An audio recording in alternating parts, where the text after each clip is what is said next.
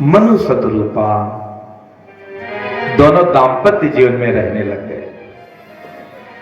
फिर उनके 5 संतान हो गई। ध्यान दीजिए, 3 बिटिया भई, देवहूति, आकुति और प्रसूति। 2 बेटे हो गए, प्रियव्रत और उत्तानपाद। ब्रह्मा जी की छाया से एक पुत्र प्रकट हुए थे जिनका नाम था करदम।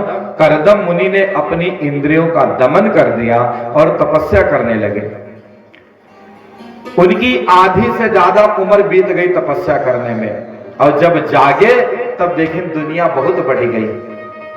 नाती पोता खेलत है सबके गोदी में। अब ये ललचाने कहे हमरो बियाह हो जात तो बढ़िया, हमरो नाती पोता रहती। अच्छा, विवाह ऐसे है जह होगा है, वह कहा था मिटेगा सब, हमारे बियाह हो गया। ना हुआ तो हम कलेक्टर हो जाते हैं, घर वाले मिटाए नहीं। मान लो पत्नी टांग खींच लें कि तुम्हें ना हो दे। नहीं करने वाला आदमी हमेशा बहाना बनाता है, और जो करने वाला है हर परिस्थिति में अच्छा करता है। तो जिनका हो गया है वे कहा था हमारे ब्याह ना हो तब तक हम न जानी कहां पहुंच गए होते हैं।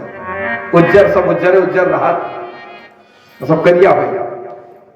और जाके नाय भा है ललो ललो करत कि हमरो हो जाए, कोरोना मिटाए दे 2 साल। वह भी दुखी जिनका हो गया है, और वह भी दुखी जिनका नहीं हुआ है। करदम जी सोचने लगे अगर हमारा भी हो जाता तो बढ़िया, लेकिन अब बुढ़ोती में कौन करेगा विवाह। फिर वह आंख मूंद के तपस्या करने लगे। नारायण सामने प्रकट हो गए, भक्तराज आंखें खोलो। करदम ने आंख खोला तो देखा सशंख चक्रम सकरेट कुंडलम सपेत्र वस्त्रम सरसीरुहेक्षणम। भगवान चतुर्भुज स्वरूप में प्रकट है। प्रणाम किया और भगवान कहते हैं भक्तराज वरदान मांगो। बोले प्रभु आपकी भक्ति मिले। भगवान ने कहा वो तो प्राप्त है, आप तपस्या कर रहे थे तब विवाह की बात सोच रहे थे, वही वरदान देने आया हूं, विवाह कर लो। करदम जी ने कहा ना बाबा, भगवान जान गए कि मनवा भावे मूड हिलावे, मन में लड्डू खाए कि हो जात तो बढ़िया रहा। और ऊपर से कहा था नाय बाबा, पुराने जमाने में लोग अपने से बड़ों का बहुत आदर करते हैं। शादी ब्याह जगह होता रहा, हम जान ही नहीं पावत रहे, बर परीक्षा हो जाता है, ब्याह तय हो जाता है, एक बारगे ने दुल्हा बन के जाता है। तब परिवार में कलह कलेश नहीं होता था, घर के बड़े बुजुर्ग बैठकर विवाह तय कर देते थे, विवाह हो जाता था, जीवन सुख शांति से बीत जाता था। अब कुल कर्म होते पहले वायरस पहुंचन चाहे देर लागे, ब्याह बात भवा तो मोबाइल नंबर यहाँ हर देर न लगी। हाँ, अब मोबाइल नंबर पहुंचेगा तो कुल पोजीशन होगा। तो अब बातचीत शुरू हो गई। पर पहले जब उनके विवाह की बात होती थी तो वहां बैठते नहीं थे, कहते थे घर के बड़े बुजुर्ग ही नहीं बात पहले। एक जन के लड़के ब्याह ना हुए, चंडीगढ़ चले गए, रहे लगे, लगन आवा तो कहें भैया चले आओ, शायद बिरादर चढ़ बैठे। तो लगन में आएंगे बढ़िया पैंट वैंट खरीद के 2-3 ठो और पहले घूमे गांव। सबे पूछे कहाँ रहे भैया, कहीं बहुत बड़ा काम करी थे वहां। कहा करते कहीं केवल हमारे देख रेख करे पूरी फैक्ट्री में, हम केवल देखी थे, बाकी सब वर्कर लोग हमारे नीचे काम करते। तो बिरादर आवे लगे तो कहन की तो भाई लड़की देखा। अब इनका लड़का भले ही प्लस माइनस हुए, लेकिन लड़की इनका बिल्कुल वह हॉलीवुड बॉलीवुड वाली चाहिए। अरे अपने पूत का देख लो, वही हिसाब से बिटिया खोजो, बहू उसी हिसाब से रखो। लेकिन लड़का चाहे लीपा पोता हो, लेकिन बहुरिया विश्व सुंदरी चाहिए। तो कहीं देखेंगे, लड़की वाले कहें ठीक है देख लो महाराज। अब बिटिया वाला बेचारा कितनी व्यवस्था बनाता है, खट्टा मीठा तीखा चटपटा गरम नमकीन सब व्यवस्था बनाया। अब ये घर भर नात बात बुआ फूफा का भी साथ लेंगे।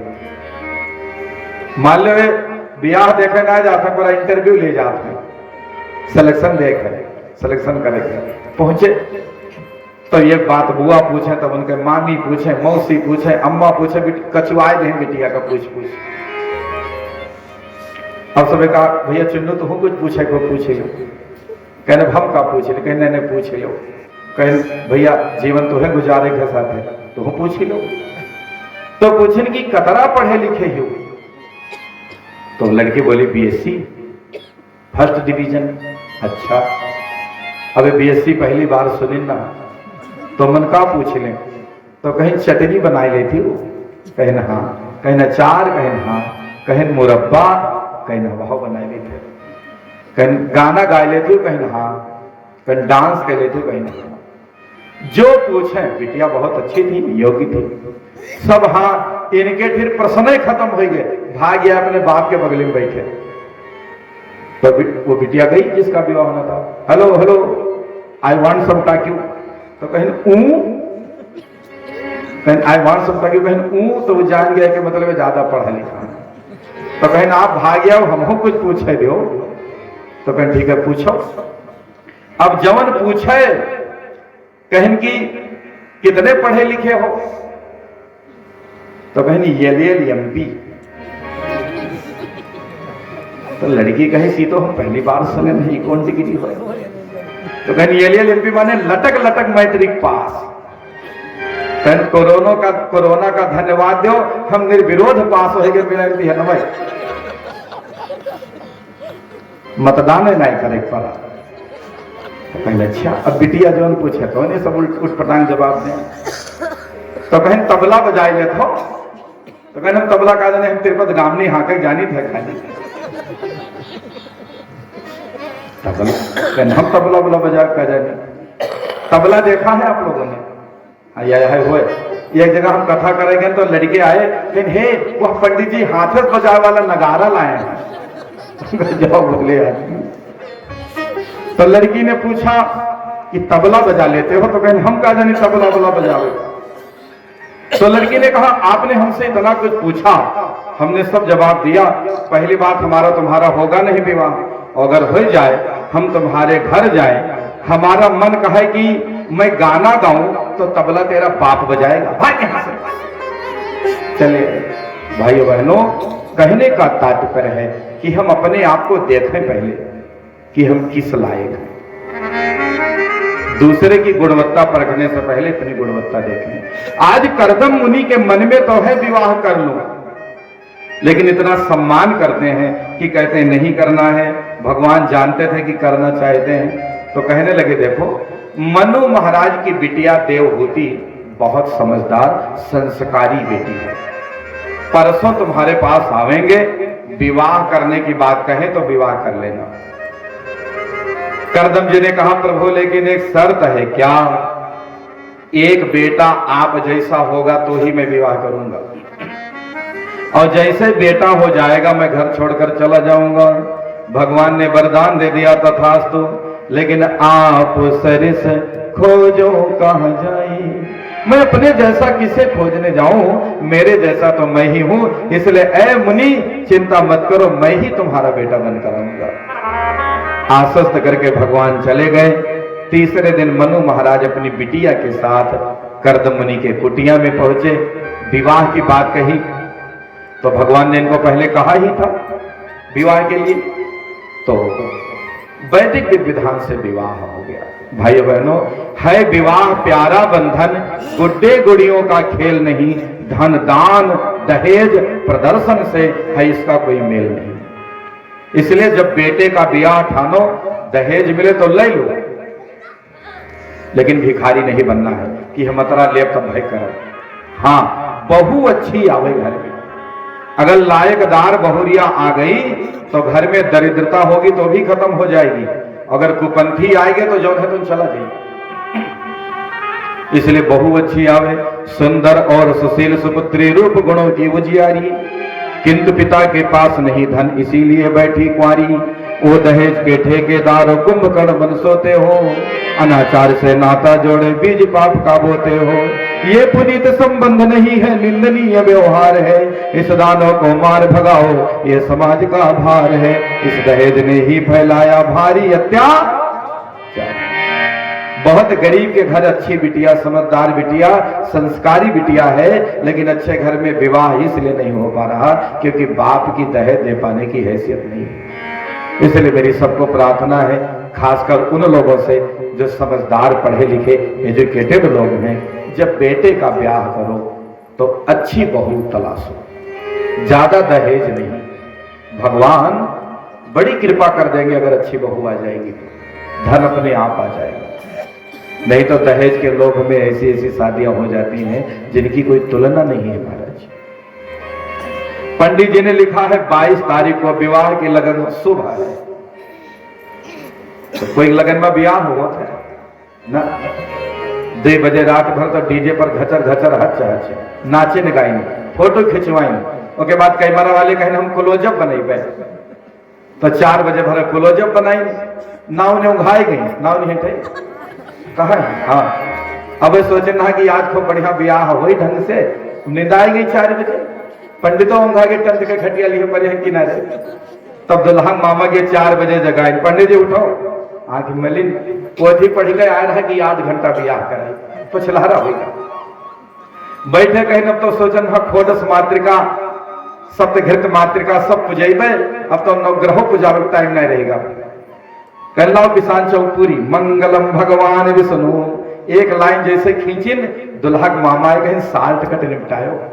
वैसे सब परेशान है रात भर डांस की। लो हमारी जो वैदिक परंपरा है उसको 60 कट कर दिया और विवाह के 3 महीना महाभारत शुरू हो गया। इसलिए भैया नाच गाना जिंदगी में कभी भी हो सकता है। 16 संस्कारों में विवाह संस्कार बहुत मुख्य है, इसलिए संस्कार को तो कम से कम होने दीजिए, ढंग से होने दो। विवाह का कर्मकांड इतना लंबा है कि पूरी रात लग जाए विवाह कराते कराते, ठीक है ना, पूरी रात दो, 2-3 घंटा तो दो। लेकिन जैसे पंडित जी विवाह कराने बैठेंगे बस जल्दबाजी भूत चढ़ बैठी मोड़े, जल्दी निपटाओ जल्दी निपटाओ, ये करना है वो करना है। सारी जल्दबाजी हमको आपको धर्म कर्म में ही सताती है। इसलिए विवाह वैदिक विधि विधान से निपटावे, आप आश्चर्य करेंगे जीवन में बहुत मंगल महोत्सव हो जाएगा।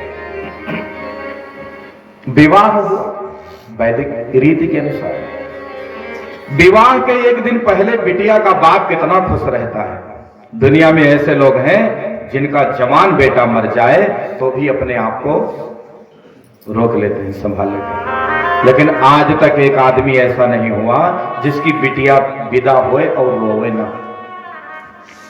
बाप और बेटी का रिश्ता बहुत विनम्रता का है। यही कारण है कि चाहे जितना ज्ञानी ध्यानी पढ़ा लिखा सभ्य आदमी हो, जब बेटी की विदाई होती है तो रोने लग जाता है। आदमी रोता है तो लोग कहते हैं कि मर्द होकर रोवत हो, लेकिन बेटी की विदाई में कोई बाप अपने आप को रोक नहीं सकता है। बेटी को पाल पोस के बड़ा किया, दुलराया, पढ़ाया लिखाया, आज जब बिटिया विदा होती है तो बाप का कलेजा धड़कने लग जाता है महाराज, बहुत रोता है। आज मनु महाराज की आंखों में बहुत आंसू है। एक बेटी ही है जो माता पिता की सबसे ज्यादा परवाह करती है। परवाह तो बेटा भी करता है, लेकिन बिटिया जितना मोह रखती है अपने माता पिता से, बेटा कभी नहीं रह सकता। बिटिया जहां रहती है वहां रोती है अपने माता पिता के लिए। इसलिए हमारे समाज की करुणा ऐसी है कि बेटी के प्रति भी हमारा बर्ताव ठीक होना चाहिए। बेटी के विदाई की बारी आई, रोने लगे मनु महाराज। लोगों ने समझाया आप इतने ज्ञानी आदमी होकर के बिटिया तो विदा करना पड़ता है, दूसरे को समझाना बहुत सरल है। लेकिन जब वही बात अपने पर आती है तो ज्ञान ध्यान काम नहीं आता। बहुत रोए मनु महाराज। बेटी ने बाप के कांधे पर सिर रखा, बहुत रोया और बहुत रोई महाराज। मनु को पूरा बचपन याद आया बेटी का। आज करदम जी को बेटी को समर्पित करके चल पड़े। बार बार मुड़ करके देखते हैं हमारी बेटी, हमारी बेटी। बेटी भी रोए, बाप भी रोए। बिटिया अपने पति के घर रह गई। भाइयों बहनों, करदम मुनि फक्कड़ी महात्मा थे, कुटिया में रहते थे और बाप राजा था। नसीब देखो, माता पिता अपने संतान को जन्म दे सकते हैं, कर्म नहीं बना सकते। अगर माता पिता कर्म बनाना जानते तो दुनिया में कोई संतान दुखी नहीं रहती, फिर वह अच्छा कर्म बना देते। कर्म लिखा जो बाउर नाउ तो का दोष लगाइएगा।